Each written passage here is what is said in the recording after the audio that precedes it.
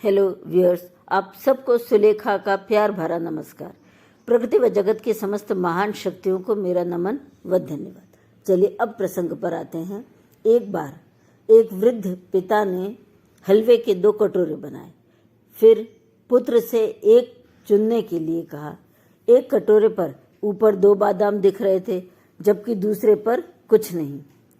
पुत्र ने बादाम वाला कटोरा चुन लिया। अंत में उसे आश्चर्य हुआ जब उसने देखा कि दूसरे कटोरे में हलवे के नीचे 4 बादाम थे। वो अपनी जल्दबाजी पर बहुत दुखी हुआ। पिता ने समझाया, याद रखो, आंखें जो देखती हैं वो हमेशा सच नहीं होता, अतः स्वार्थी मत बनो। स्वार्थी व्यक्ति जीत कर भी हार जाता है।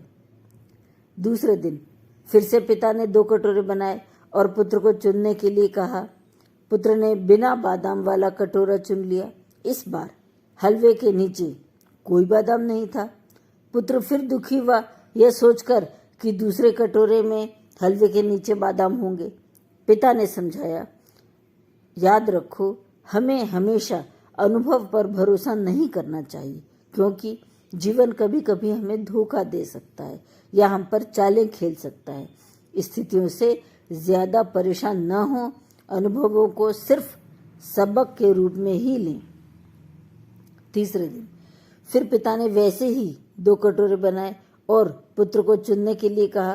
पुत्र ने अब की बार चुनाव का काम पिता पर छोड़ दिया, ये कहकर कि आप ही घर के मुखिया हैं, आप ही सबसे ज्यादा योगदान देते हैं घर में, अतः आप जो भी करेंगे वही मेरे लिए सर्वोत्तम होगा।